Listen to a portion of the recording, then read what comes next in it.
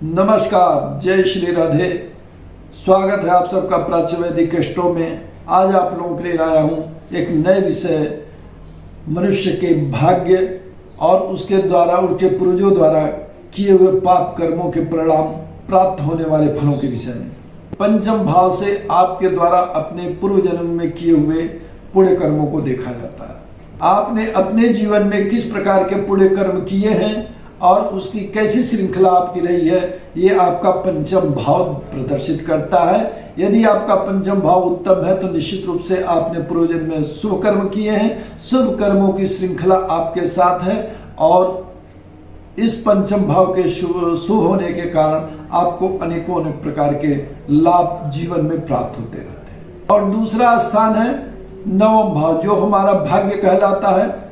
और ये स्थान हमारे पूर्वजों का है, हमारे पितरों का भी है। हमारे पितरों ने, यानी जिस खानदान में, कुल में, जिन माता पिता के यहाँ और जिनकी संतान के रूप में हमने जन्म लिया है, उनके जो पूर्वज रहे हैं, उन्होंने किस प्रकार के कर्मों को अंजाम दिया है और उनके कर्म किस प्रकार के रहे हैं, वह नवम भाव आपको प्रदर्शित करता है। नवम भाव यदि शुभ है, शुभ ग्रहों के प्रभाव में है, देवगुरु बृहस्पति, स्वयं शुक्र, बुध इत्यादि शुभ प्रभाव में यदि है, चंद्रमा पूर्णिमा का शुभ बैठा हुआ है, शुभ भाव का अधिष्ठाता होकर के, तो भाग्य सदा जागृत रहता है और आपको किए हुए कर्मों के शुभ परिणाम अत्यंत ही सुख और आनंद पूर्वक प्राप्त होते हैं। जीवन में भाग्य, उन्नति, तरक्की सदैव आपकी होती रहती है। लेकिन आपका नवम भाव आपके पूर्वजों के कर्मों के कारण हो गया है पीड़ित।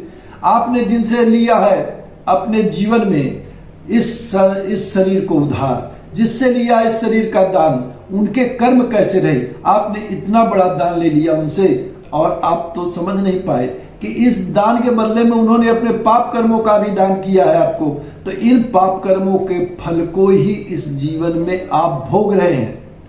आपके संताप, आपकी पीड़ा, आप चाहे कितनी भी पूजा पाठ करते हैं, आप चाहे जितने भी ज्योतिषियों को दिखलाते हैं, चाहे जहां जाते हैं मन्नतें मांगते हैं, लेकिन कहीं आपकी सुनवाई नहीं हो रही है, तो उसका कारण है आपके पितरों द्वारा किया हुआ पाप कर्म, जो आपका पीछा नहीं छोड़ रहा है। क्योंकि उनके द्वारा ही प्रदत्त शरीर का आपने दान लिया है, तो उनके पाप कर्मों का भी दान आपको हुआ है और इसी कारण आपका भाग्य हो गया है कुंठित और आपको जीवन में नहीं मिल रही है तरक्की। आपके हर कार्य असफल ही होते हैं। हर जगह आपको बाधाओं का ही सामना करना पड़ता है। हर जगह आपको अपमानजनक स्थितियों का ही सामना करना पड़ता है। लोगों के सुंदर कर्म करने के बावजूद भी आपको लोग बुरा कर्म करने वाला कहते हैं। आप सबकी भलाई करते हैं, फिर भी आपकी सब बुराई करते हैं। आप धन कोष को निरंतर बढ़ाने का प्रयत्न करते हैं, फिर भी धन कोष निरंतर खाली ही होता रहता है। आप चाहते हैं हमारे घर में प्रेम और स्नेह और शांति का, सद्भाव का वातावरण रहे, उसके लिए आप झुकते ही जाते हैं, परंतु घर में स्नेह और शांति का वातावरण नहीं होता है। लोग कलह, क्लेश करने के लिए, उन्माद करने के लिए जो है निरंतर उत्तेजित है आपके घर में। तो यह निश्चित मान करके चलिए कि आपने जिनसे इस देह का दान लिया है, आपके पूर्वजों ने बहुत ही पाप कर्म किए हैं और उन पाप कर्मों का परिणाम आपको आज इस जीवन में भोगना पड़ रहा है। और क्यों भोगना पड़ रहा है? क्योंकि आपने एक बहुत बड़ा दान लिया है उनसे, माता पिता से अपने शरीर का दान लिया है। उस दान के भोग को तो आपको भोगना ही पड़ेगा। इस ऋण को आपको उतारना ही पड़ेगा। पितृ ऋण से आप अपशक्त हैं। आपके भाग्य ने आपका साथ छोड़ दिया है। बस यही कारण है कि कुंडली के 11 भाव आपका कोई भी साथ नहीं दे रहे हैं, क्योंकि ये देव सत्ता का भाव है। देवताओं, पितरों का स्थान है। यहां से देवताओं की, पितरों की कृपा प्राप्त होती है तो आपका भाग्य जागृत होता है। लेकिन पितरों के पाप कर्मों के कारण देवता रुष्ट है और आपके पितरों ने जो देव शक्तियों का अपमान किया है, उसके कारण फल आपको भोगना पड़ रहा है। जब आपके किसी पूर्वज ने धन के घमंड में आकर के, पद प्रतिष्ठा के घमंड में आकर के कहा होगा कि हम किसी देवता को नहीं मानते, हम केवल कर्म पर विश्वास रखते हैं, हम भाग्य को नहीं मानते, हम दृष्टि को नहीं मानते हैं, तो उस समय देवताओं ने कुपित होकर के और उनकी आने वाली संततियों यानी आपको वो श्राप दिया जिसकी वजह से आप अपसत जीवन जीने को मजबूर हो गए। आप सारे प्रयत्न कर लेते हैं, सब कुछ करने के पश्चात भी आपका जीवन संकट में दुखपूर्ण बना ही हुआ है। आप शुभ कर्मों को करते हैं फिर भी लोग आपको बुरा कर्म करने वाला कहते हैं। ऐसी स्थिति यदि आपकी हो गई है, आपके जीवन में लेस मात्र भी सुख का कहीं नामो निशान नहीं दिख रहा है, तो निश्चित मान करके चलिए नवम भाव आपका पीड़ित है। शनि, राहु, मंगल, केतु जैसे पाप ग्रहों से आपका नवम भाव पीड़ित हो गया है। और कभी कभी तो शुभ ग्रह भी, जब वे कारक भाव के स्वामी हों, बुरे स्थानों के स्वामी हों, छठे, आठवें, 12वें भाव के स्वामी हों, वे भी आपके भाग्य को नष्ट कर देते हैं।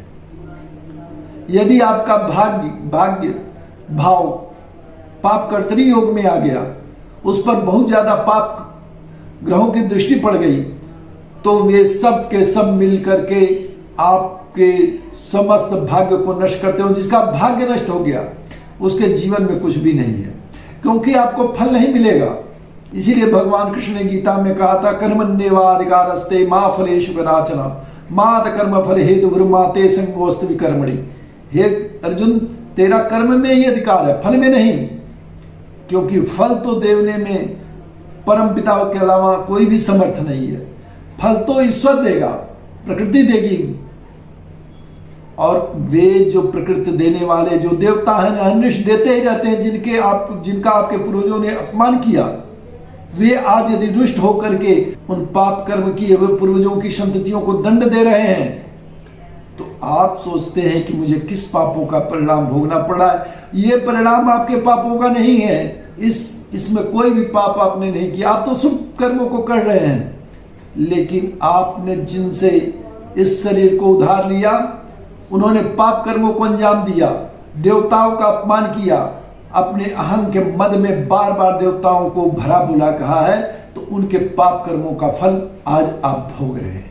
जीवन में इन सारी समस्याओं से हम कैसे उड़ेड़ हों? कौन सा ऐसा कर्म करें जिससे कि जीवन में यह सारी परिस्थितियां, जो सारी पूजा पाठ आपके करने के बाद, सारे ज्योतिषों को दिखाने के बाद ठीक नहीं हो रही हैं, तो उनका कारण क्या है? उनके कारण है आपके पितरों द्वारा किया हुआ पाप कर्म। और जब तक उन कर्मों का संशोधन आप नहीं करेंगे, तब तक वे भी दुख भोगेंगे और आप भी दुख भोगेंगे। अब चर्चा करूंगा, आपको बताऊंगा वो उपाय जिसको करने से आपके जीवन में आएगी खुशियां, आएगा आनंद, और बढ़ेगी जीवन में तरक्की की धार, बढ़ेगा आपका व्यापार, नौकरी में होगी पदोन्नति, बच्चे आपकी करेंगे तरक्की, आपको अपमान नहीं लोग देंगे सम्मान, आपको पराजय का नहीं विजय की बरमाला वर्ण करने का अवसर मिलेगा। आपको करना क्या है, अब आप लोगों को बतलाऊंगा वो उपाय जिनके करने से आप अपने जीवन में समस्त दुखों से पाएंगे मुक्ति, अपने पितरों के ऋण से होंगे मुक्त, और भाग्य आपका सूर्योदय की भांति चमकेगा। आपके जीवन में भी खुशियों की बहार आएगी। आपको करना क्या है?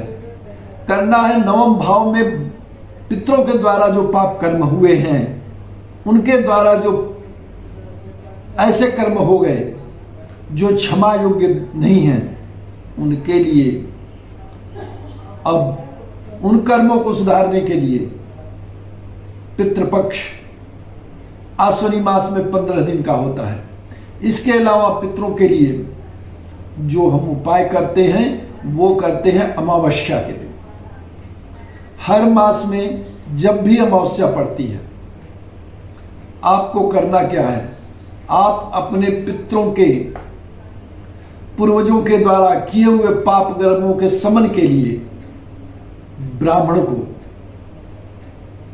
जरूरतमंद को, गरीब को, दुखिया को, जो वास्तव में जरूरतमंद है ऐसे किन्हीं भी व्यक्तियों को, या आप जिनको सोचते हैं कि इन्हें देना सबसे पुण्य का काम है, ऐसे किसी भी व्यक्ति को आप अपने पूर्वजों के द्वारा किए हुए पाप कर्मों का संशोधन करने के लिए अपने पूर्वजों के द्वारा किए हुए पाप कर्मों का शोधन करने के लिए उन्हें दान करें।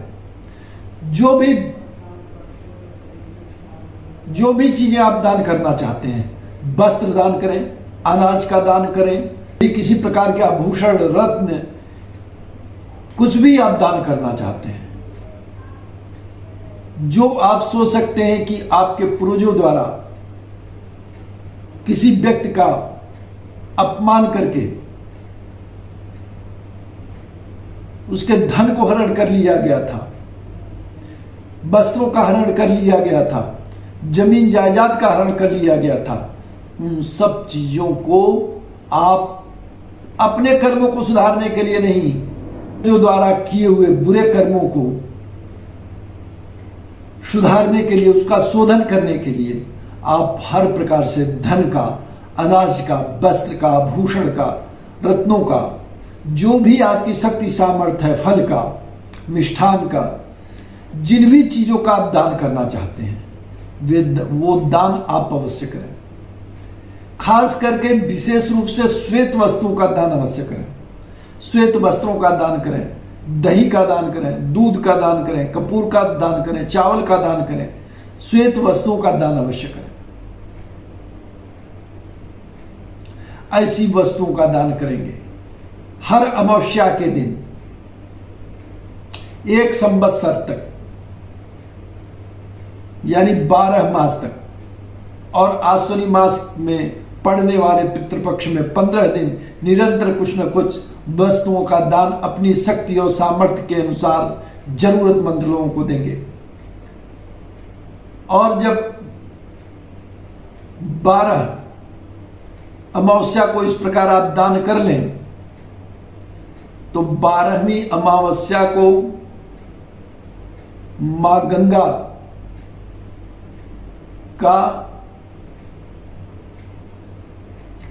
गंगा के जल में आपको स्नान करना चाहिए अपने पितरों के निमित्त, कि उन्होंने जो पाप कर्म किए हैं, जिस प्रकार से भगीरथ के पितरों का मां गंगा ने तारण किया, भगीरथ के पूर्वजों द्वारा किए हुए पाप कर्मों का शमन किया, उसी प्रकार से आपके पूर्वजों द्वारा किए हुए पाप कर्मों को मां गंगा शमन करेंगी। और तब 1 संवत्सर यदि आप इस उपाय को करेंगे तो निश्चित रूप से उसके बाद से आपका भाग्य भी बदलेगा, आपके पुत्र भी उन्नति करेंगे। आप भी नौकरी करते हैं तो नौकरी में पदोन्नति होगी, व्यापार करते हैं तो व्यापार भी आपका चलेगा, बार बार व्यापार में असफल हो रहे थे तो उसमें भी आपको सफलताएं मिलेंगी। जीवन आपका बदलेगा, क्योंकि वो पाप जो आपके पूर्वजों द्वारा किया गया था उसका शोधन होगा। तो निश्चित रूप से भाग्य जब आपका साथ देगा तो जीवन में आपको समस्त चीजें अपने आप देवताओं की कृपा से मिलेंगी। यह संसार देवता का अर्थ ही होता है जो निरंतर अहर्निश देता रहे। जो भगवान सूर्य नारायण अपनी किरणों से आपको जीवन देते रहते हैं, आप उनका भी अपमान करते हैं। सूर्य क्या होता है? एक आग का गोला है। आग का गोला नहीं है, आपकी आत्मा है, आपके पिता है। बिना उनके आपका जीवन नहीं चल सकता है। और आप या आपके पूर्वज जब धन कमा लेते हैं तो उसमें पागल हो जाते हैं, अहंग में, मद में, और फिर पद में, प्रतिष्ठा में, तो देवताओं का अपमान करते हैं। और जब देवताओं का अपमान होता है तो आने वाली संततियों को उस पाप कर्मों को भोगना पड़ता है। उम्मीद करता हूं आप लोग मेरे बताए हुए उपाय को अवश्य करेंगे और उससे प्राप्त हुए शुभ परिणामों को कमेंट बॉक्स में जरूर लिखेंगे। और किसी अन्य वीडियो पर मिलता हूं किसी नए विषय पर चर्चा के साथ। तब तक के लिए दीजिए मुझे आज्ञा। नमस्कार। जय श्री राधे।